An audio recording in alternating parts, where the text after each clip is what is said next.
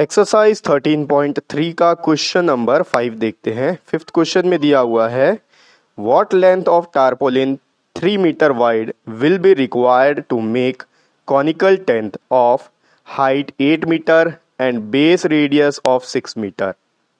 Assume that the extra length of material that will be required for stitching margins and wastage in cutting is approximately 20 centimeter. Use pi is equals to 3.14. देखो question पढ़ने में तो बहुत ज़्यादा complicated लग रहा होगा, लेकिन बहुत सिंपल है। आपके पास में एक क्लोथ है, समझ लो एक कपड़ा है, टारपोलिन है। टारपोलिन आप जानते हैं क्या होता है। टारपोलिन को हिंदी में त्रिपाल बोला जाता है, ठीक है। वो आप मार्केट में देखे होगे। अगर आप बरसात के मौसम में सब्जी मार्केट में जाओगे सब्जी खरीदने के लिए, तो सब्जी वाले के ऊपर में आप देखोगे, या फिर गर्मी के मौसम में भी देखोगे, ऊपर में उन लोग एक टेंट जैसा बना के रखते हैं। प्लास्टिक का कुछ झिल्ली होता है, ठीक है, प्लास्टिक का बहुत बड़ा सा, तो उसको बोला जाता है टारपोलिन। अब एक टारपोलिन का यूज करके एक कॉनिकल टेंट बनाया जा रहा है, ठीक है।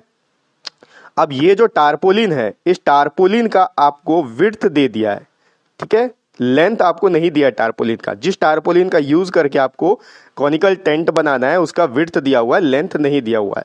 अब इस टारपोलिन का यूज करके जो कॉनिकल टेंट बनेगा, उस टेंट का हाइट आपको दिया है 8 मीटर और उस टेंट का बेस का रेडियस आपको दिया हुआ है 6 मीटर।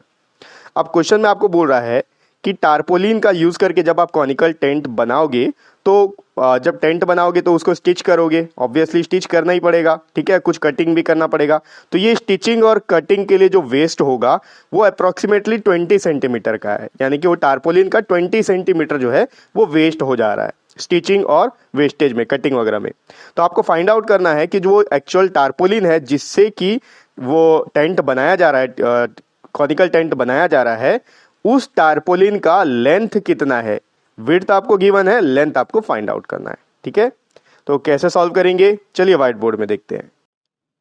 तो देखो क्वेश्चन में आपको क्या बोला है, एक टारपोलिन है, समझ लो कि ये एक टारपोलिन है। टारपोलिन एक त्रिपाल होता है, मैंने आपको एग्जांपल बता दिया कि किस तरह का होता है। ये एक टारपोलिन है और इस टारपोलिन का यूज करके एक कॉनिकल टेंट बनाना है।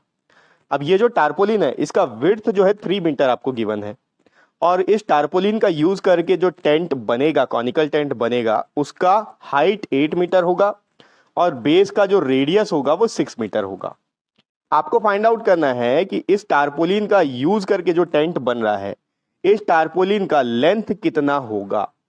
बहुत सिंपल है। देखो अब देखो, इसी टारपोलिन का यूज करके ये कॉनिकल टेंट बन रहा है, इसका मतलब इसका एरिया जितना होगा उतना ही एरिया इसका भी होगा, दोनों का एरिया आपस में इक्वल होगा, ठीक है।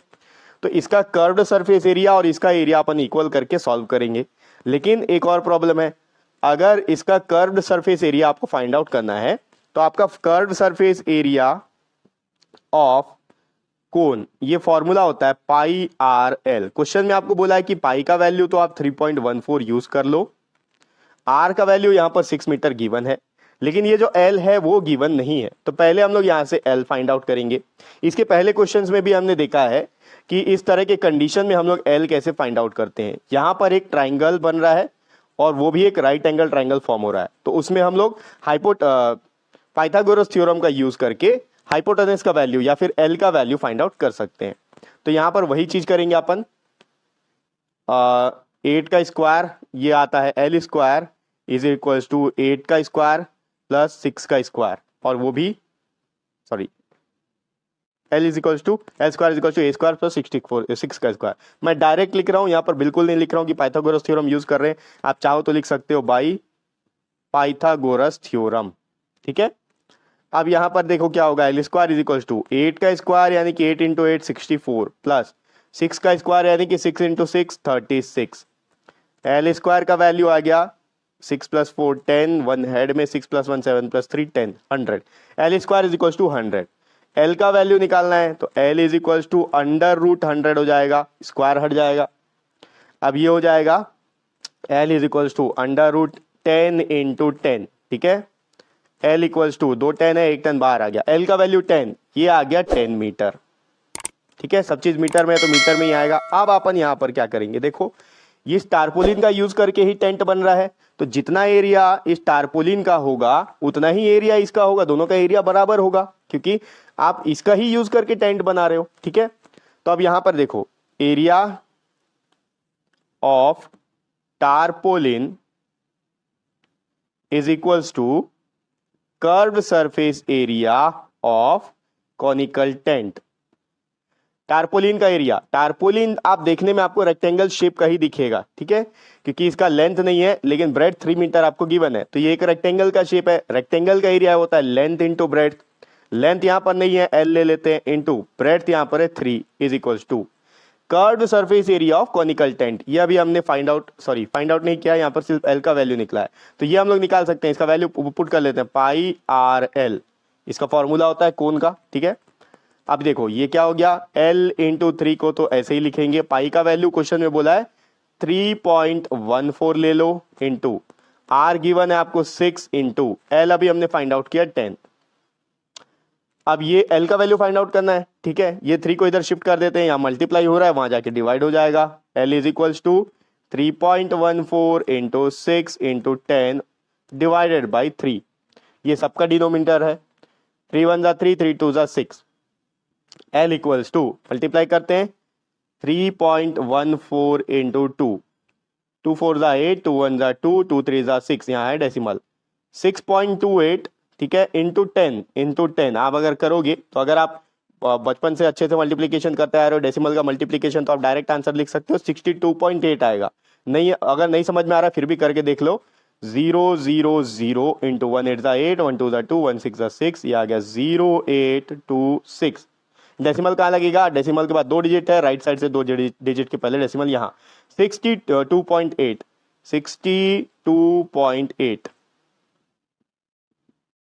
मीटर स्क्वायर, ये सॉरी मीटर, ये क्या निकला, ये निकला लेंथ, ठीक है, इस टारपोलिन का।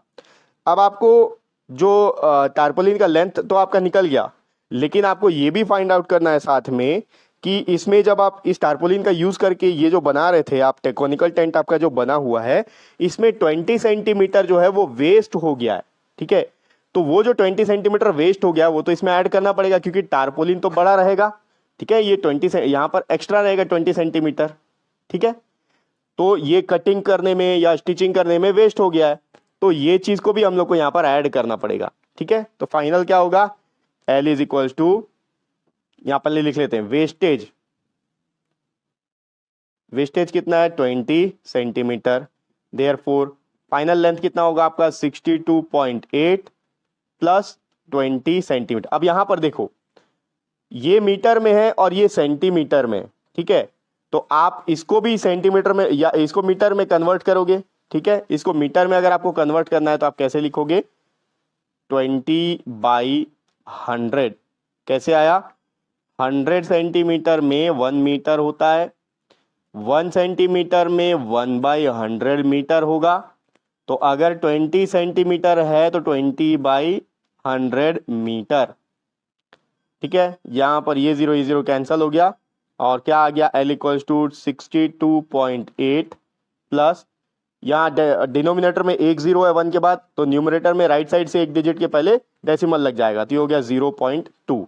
ऐड कर लेते हैं दोनों को, 62.8 प्लस 0.2, 8 प्लस 2 हो गया 10, डेसिमल के नीचे डेसिमल, ये आ गया 3, ये 3 6 63, तो फाइनल लेंथ आ गया 63 सेंटीमीटर।